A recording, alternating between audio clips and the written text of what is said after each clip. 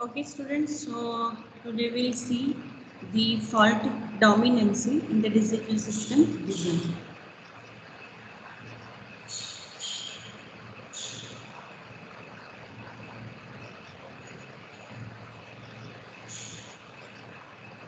Now, again, we know that the fault dominance, last we saw the fault equivalency. This all are the different techniques to reduce the test pattern. So, in this fault dominancy, first we'll understand how the number of faults and how the number of faults are getting reduced using this technique. So, let's start with a very basic two input AND gate. A, B, my input and C is the output.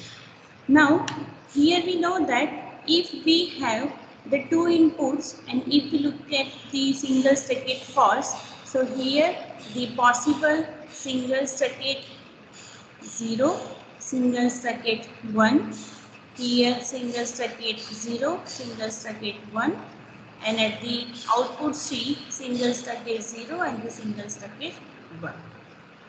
So, first, if we have this any single fault at the inputs and the output, then how my output is varying from the ideal one.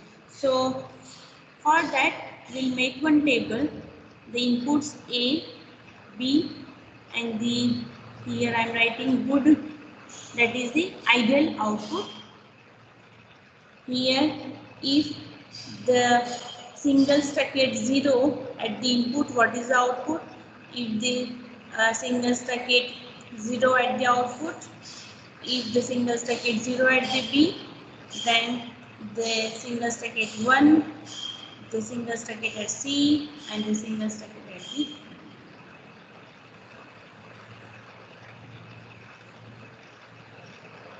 So here we are taking the four possibilities. Okay. Now for the ideal one, we have the AND gate. So 0, 0, sorry, 1.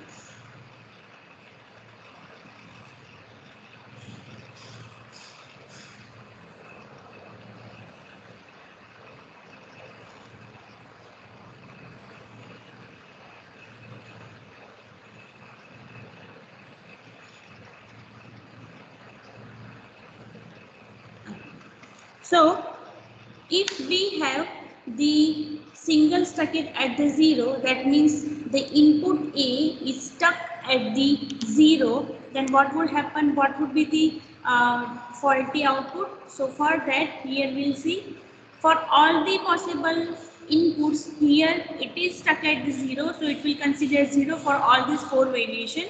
So I am considering 0, 0, 0, 0. And what is the second value of the B? 0, 1, 0, 1. So what would happen if this is my A and B? Here I am considering A dash and B dash. So here the output would be all 0. So this is my faulty output because of the circuit 0 input, circuit 0 fault at the input A. So here I will write 0, 0, 0. Now circuit 0 at the C. That means for any input possibility, the output would be stuck at the 0. So for all the input possibilities, I will get output all zeros. Now for the B, here again what will happen? The 0, 0, 1, 1. The B is stuck at the 0. That means here I am considering 0, 0, 1, 1 as the input of the A. But B is stuck at the 0. So here all zeros. So if we have the A and B, then what would be the output again? All 0. So this would be my all zeros. Same way, now we'll move to the circuit 1. At this circuit 1, the input A is stuck at the 1 and the B is 0, 1, 0, 1, 0, 1, 0, 1. So what would be my faulty output? Here it would be 0, 1, 0, 1. So this is my faulty output that we write here. The output C is stuck at the 1. For any input possibility, output would be stuck at the 1, all ones. Now B is stuck at 1. That means here A 0, 0, 1, 1, but B is remaining stuck at the 1. So what would be my faulty output? Here 0, 0, 1, 1. So 0, 0, 1. Okay. So here what we have prepared? We have prepared that if we have the stuck at 0, stuck at 0 at the input A, B, C. So what are the faulty outputs? If the A, B, C are stuck at the 1, what are the faulty outputs? From this table, how we can prepare the left test pattern by applying the faulty dominance. Okay. So now let's start one by one. Here we know that if we do not have any fault in this AND gate, the ideal output we want 0, 0, 0, 1 for this input possibilities. Okay, now for the, let's see one by one. For the first faulty output here, this 3, 0 are okay, but here we are getting faulty output bit. Same way here 0, 0, 0 fine, but this is again faulty output. This is again my faulty output. For this faulty output, the 0 would be fine, but this is my faulty bit. This is 0, but this is again okay. For this faulty output, we have, this is the faulty bit, this is faulty bit, this is faulty bit, this is okay. For the last one, we have the first two are okay, and this is my fault. Now, from this, how we can define the fault dominancy?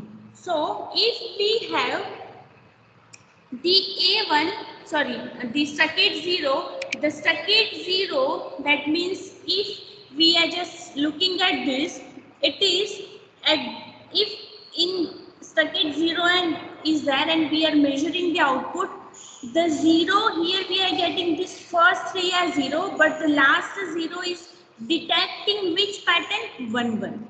So we'll write here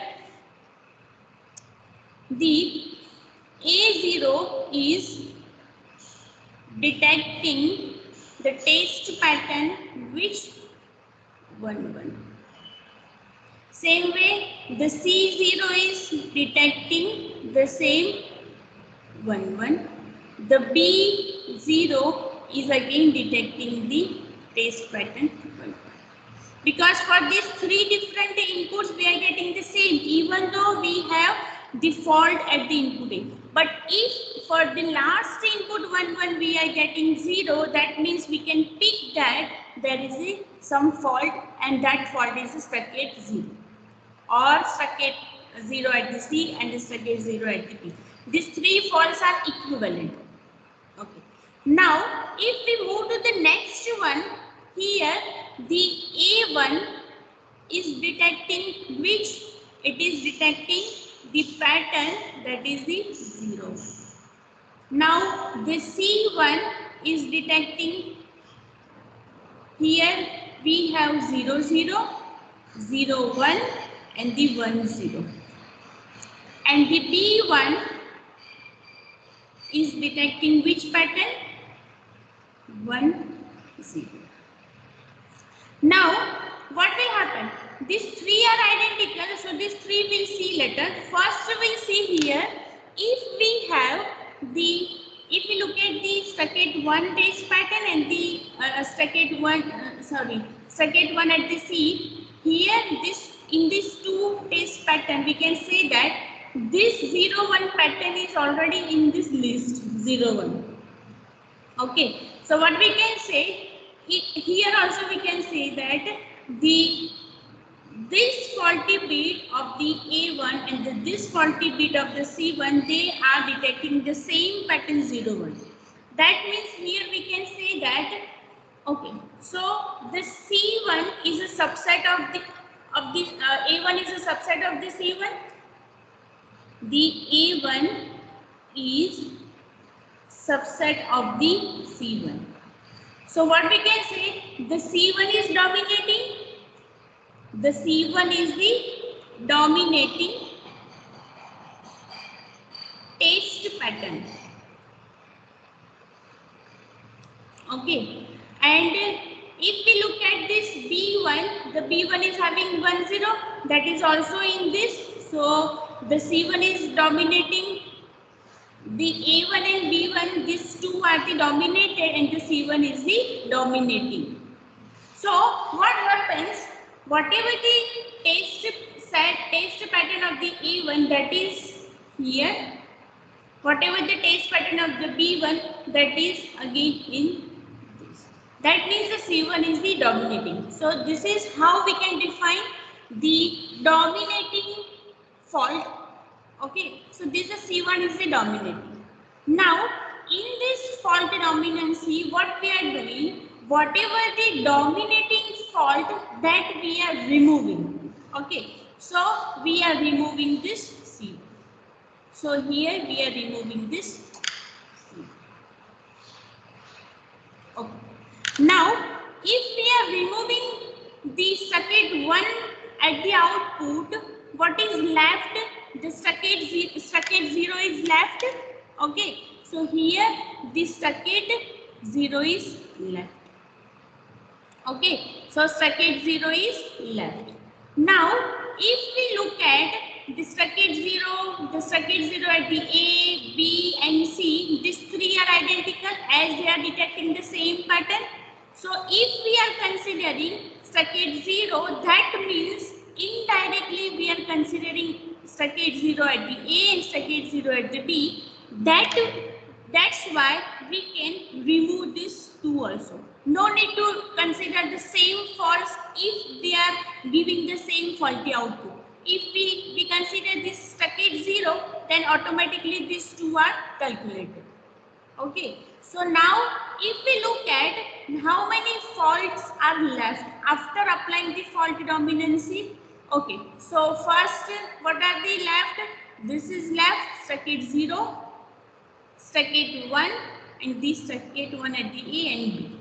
So after applying this fault dominancy,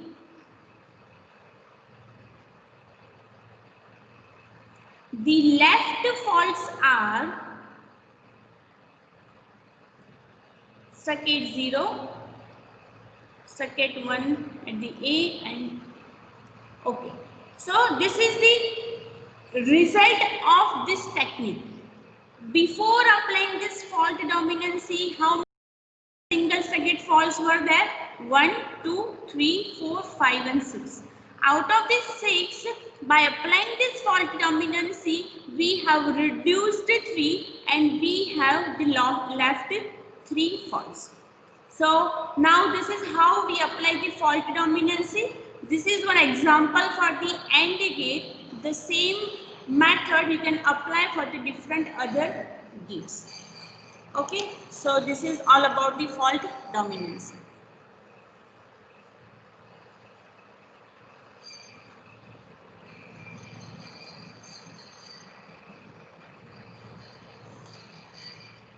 Thank you.